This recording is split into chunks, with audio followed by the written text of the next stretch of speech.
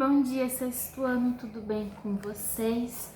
Então, vamos estar iniciando um conteúdo novo, falando sobre a Idade Média.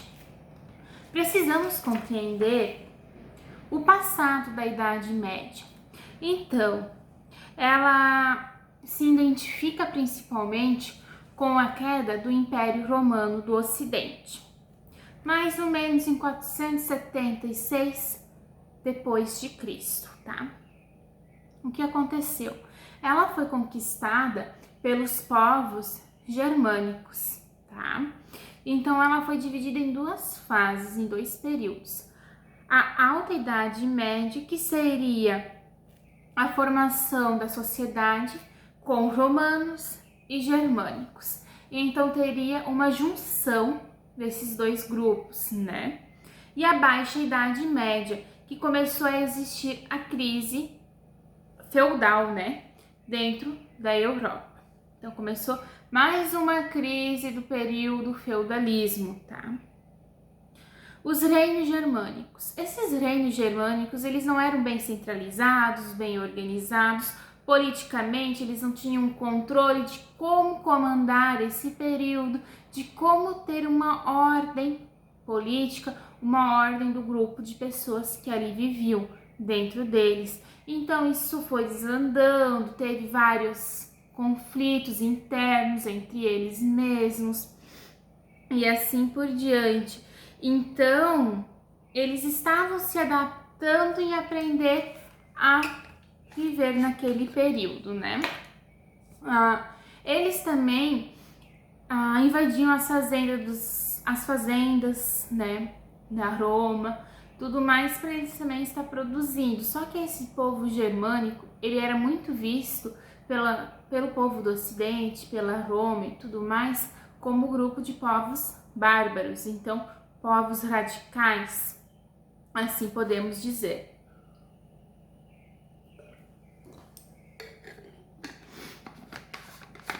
Então assim se formou a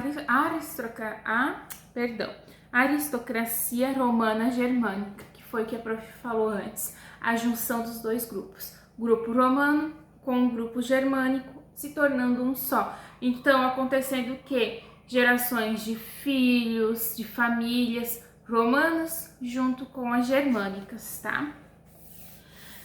Como a igreja se saiu nesse período de conflito? Precisamos entender que a igreja ele era um grupo que acreditava em um único Deus. Então seriam monoteístas, tem uma única crença religiosa. Já os germânicos, eles eram politeístas. O que isso seria? Acreditariam em vários deuses. Por exemplo, podemos citar para vocês estarem entendendo o Egito, que tem vários deuses que eles acreditam, né? Então, politeísmo seria basicamente isso. Os germânicos cultivavam vários deuses. Só que a Igreja Católica ela foi trabalhando dentro disso para o povo germânico também se tornar monoteísta, tornar um membro da Igreja Cristã, tá?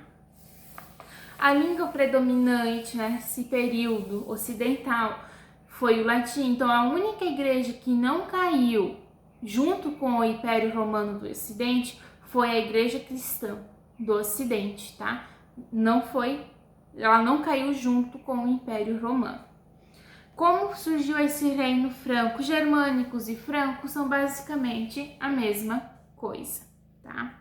Então, eles começaram a auxiliar a igreja, alguns povos, alguns grupos e assim sucessivamente. Então, Clovis foi um dos primeiras pessoas francas a entrar dentro da igreja cristã, a adotar as mesmas ideias, os mesmos pensamentos. Óbvio que teria um pouco de restrição do grupo dele, né, das pessoas. Então, esse Clovis, ele ganhou um tipo de um poder, tá? Seria a Merovingia, que seria o quê? Uma homenagem ao seu avô Meroveu, tá? Então, com o auxílio da igreja, desejava proteção militar e política, organizou os funcionários do reino. Do seu palácio, exercia poder imenso. Ele dominou império que hoje em dia é a Bélgica e a França, tá? Então ele dominou esse império, a Gália. Então, ele teve o domínio desse local. Também podemos estar falando um pouquinho sobre o Império Carolíngio. Como funcionou esse Império Carolíngio? Ele era formado por mordomos, ou também pode ser chamado de prefeitos de palácio. Essas pessoas tinham uma função básica, né? Que seria, após a morte de Clovis, eles começaram a dividir os serviços dos funcionários. Então, teriam funcionários encarregados de distribuições de cargos, funções de terras, as partes das riquezas. Então, esses mordomos ou esses prefeitos de palácios tiveram um pequeno poder, tá? Isso tudo foi concebido depois, mais tarde, com o Carlos Magno, o rei franco, tá? Que ele se tornaria o soberano importante da dinastia carolíngia, tá? Então ele seria onde ele subdividiu em condados, áreas administrativas e militares, que eram cedidas a homens e a sua inteira confiança. Então ele confiava nas pessoas, tá?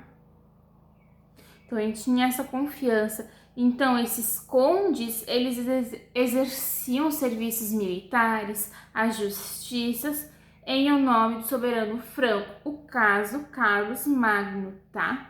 Então ele foi muito importante para esse período, aonde ele também, em 774, ele conquistou na Europa vários territórios europeus, tá?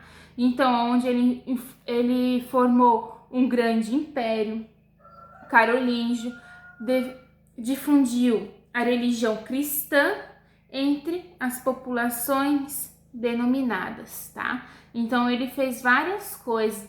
Ele difundiu a religião cristã, entrou a populações denominadas, ele escolheu cada parte, tá? Pessoal, essa é uma das primeiras partes, tá? Isso é na página 194, dentro do livro de história de vocês, vai até a página 194. Na próxima aula, a gente vai estar estudando uma outra parte, tá? Desse conteúdo sobre o Oriente Médio. Então, a gente vai estar dividindo por etapas a partir de hoje, tá bom? Um beijo, se cuidem!